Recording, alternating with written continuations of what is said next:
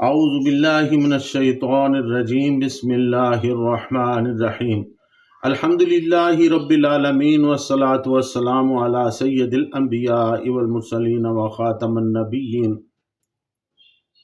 اللہم صلی علی محمد وعلی آلہ وسلم تسلیما کثیرا کثیرا۔ معزز ناظرین، السلام علیکم ورحمۃ اللہ وبرکاتہ۔ جاذب پبلیکیشنز میں خوش آمدید۔ میں محمد سعید جاذب آپ کی خدمت میں حاضر ہوں۔ تعلیم القرآن کا سلسلہ جاری ہے اور میں آپ کی خدمت میں سورۃ المائدہ کی تفصیلات و تشریحات پیش کر رہا ہوں۔ آج کی نشست میں سورۃ المائدہ کی آیات نمبر 119 اور 120 شامل ہیں، اور ناظرین یہ سورۃ المائدہ کی آخری 2 آیات ہیں۔ ارشاد باری تعالیٰ ہے، قال اللہ ھذا یوم ینفع الصادقین صدقہم لہم جنات تجری من تحتها الانہار خالدین فیہا ابدا رضی اللہ عنہم ورضوا عنہ ذالک الفوز العظیم للہ ملک السماوات والارض وما فیہن وہو علی کل شیء قدیر۔ اللہ تعالیٰ فرمائے گا کہ آج وہ دن ہے کہ راست بازوں کو ان کی سچائی ہی فائدہ دے گی۔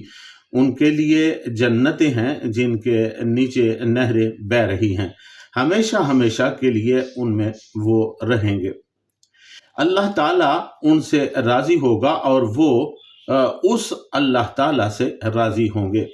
یہی سب سے بڑی کامیابی ہے۔ آسمان اور زمین اور جو کچھ ان میں ہے سب کچھ اللہ تعالیٰ کی ملکیت میں ہے اور وہ ہر چیز پر قادر ہے۔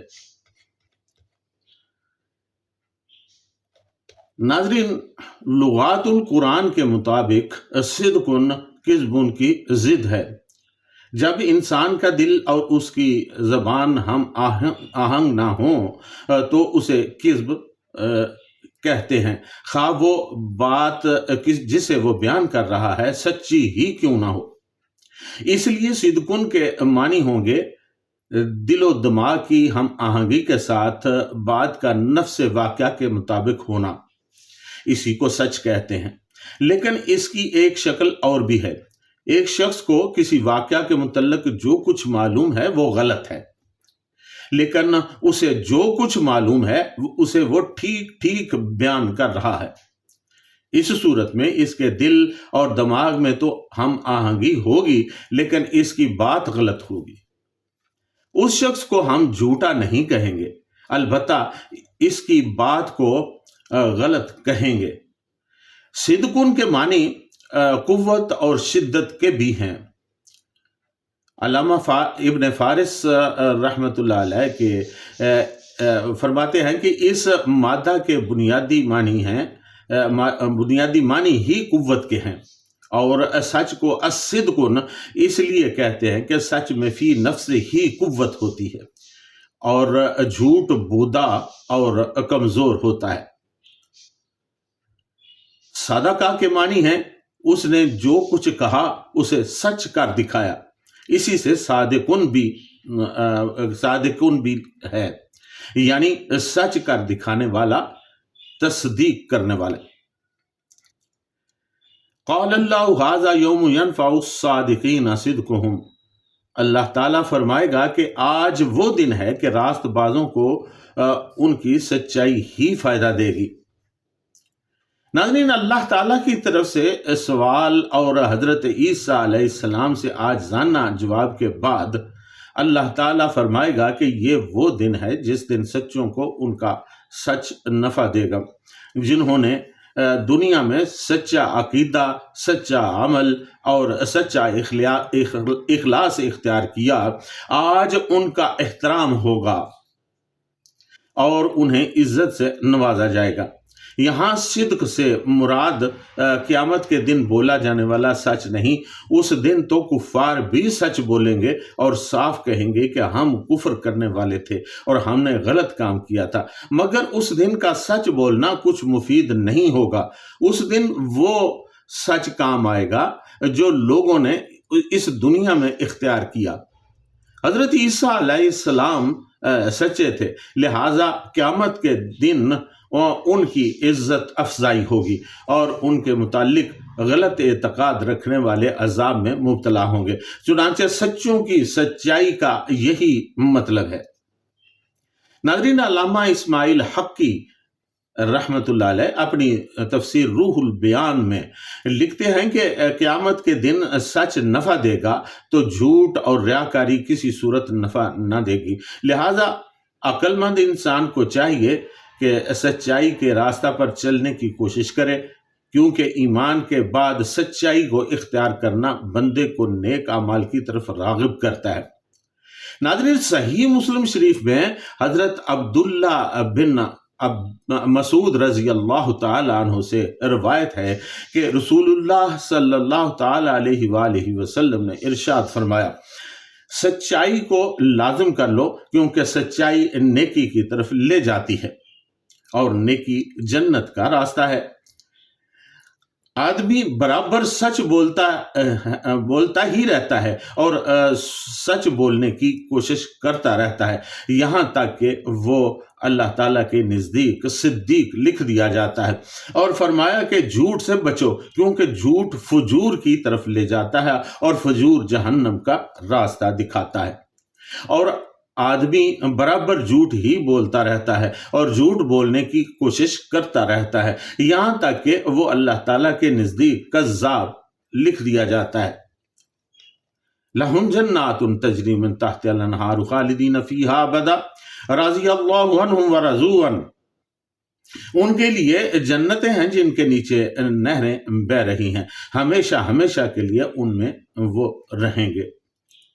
ناظرین، یہاں اللہ تعالیٰ نے اس نفع کا ذکر کیا ہے جو سچوں کو اس دن حاصل ہوگا، اور وہ یہ ہے کہ اس دن ان کو جنتوں میں داخل کیا جائے گا، اور وہ جنتیں ایسی ہوں گی جن کے نیچے نہریں بہتی ہوں گی۔ اور اگر کسی باغ میں پھلدار درختوں اور پھولوں سے لدے پودوں کے ساتھ ساتھ نہریں یا پانی کی شکل میں کوئی ندی بہہ رہی ہو تو وہ باغ انتہائی خوبصورت تصور کیا جاتا ہے۔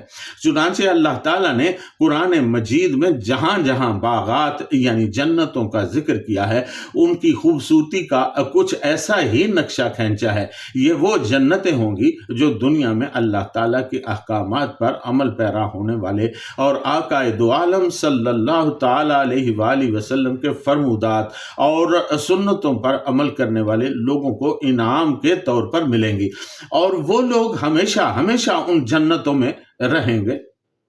ویسے بھی قیامت کے بعد کی زندگی ابدی ہی ہوگی۔ اللہ تعالیٰ سچے اور نیک لوگوں سے راضی ہو کر انہیں یہ انعام عطا کرے گا، اور اس کے یہ سچے اور نیک بندے اللہ تعالیٰ کا انعام پا کر راضی ہو جائیں گے اور انتہائی خوشی کا اظہار کریں گے۔ ناظرین، علامہ ثناء اللہ پانی پتی رحمۃ اللہ علیہ لکھتے ہیں کہ یہ محبت ہے جو دونوں طرف سے ہوگی۔ صوفیاء کرام رحمۃ اللہ علیہم نے یہی تشریح کی ہے، لیکن اہل تفسیر نے توضیح مطلب اس طرح کی ہے کہ اللہ تعالیٰ ان کی مخلصانہ کوشش کو پسند فرمائے گا۔ یہ اللہ تعالیٰ کی رضامندی ہوگی اور اللہ تعالیٰ کے عطا کیے ہوئے کامل ثواب سے اہل جنت خوش ہوں گے، یہ ان کی رضامندی ہوگی۔ یعنی ایک طرف سے سعی مشکور ہوگی اور دوسری طرف سے جزائے موفور۔ ذالک الفوز العظیم، یہی سب سے بڑی کامیابی ہے۔ ناظرین، انعام کے طور پر اللہ تعالیٰ کی رضا کا حاصل ہو جانا اور نتیجے کے طور پر جنت کا مل جانا سب سے بڑی کامیابی ہے، اور یہ کامیابی لازوال ہے، اور دنیوی کامیابی تو فنا پذیر ہے۔ حضرت ابو حیان اندلسی رحمۃ اللہ علیہ اپنی تفسیر بحر المحیط میں لکھتے ہیں، لِأَنَّ الْجَنَّةَ بِمَا فِيهَا كَالْعَدَمِ بِالنِّسْبَةِ إِلَىٰ رِضْوَانِ اللَّهِ، یعنی اللہ تعالیٰ کی رضا ہی سب سے بڑی کامیابی ہے، کیونکہ اس نعمت عظمیٰ کے سامنے جنت اور نعیم جنت کی کیا وقت ہے۔ लिल्लाहि मुल्कु समावाति वल अर्दि व मा फीहिन्ना व हुवा अला कुल्लि शैइन कदीर। आसमान और जमीन और जो कुछ इनमें है सब कुछ अल्लाह ताला की मिल्कियत में है और वो हर चीज पर कादिर है। नाज़रीन, हजरत पीर करम शाह साहब रहमतुल्लाह अलैह फरमाते हैं कि ये आयत मुबारका सूरतुल माइदा के सर पर ज़र्रीन ताज की हैसियत रखती है। सब शुबहात का अजाला, सब गुमराहियों का रद्द और सब हकायक का हासिल और निचोड़ इसमें बयान फरमा दिया गया है।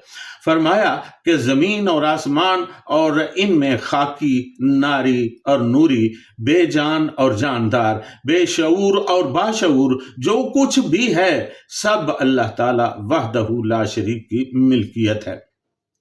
उसके सिवा और कोई खुदा नहीं, कोई इलाह नहीं और कोई उसकी खुदाई में शरीक नहीं, कोई उसका बेटा नहीं और ना वो किसी का बाप है। सब उसके बंदे हैं और उसके हुक्म के पाबंद हैं। हर चीज उसी के कब्जाए कुदरत में है और अगर किसी को कोई चीज न दे या देकर छीन ले तो कोई दम नहीं मार सकता।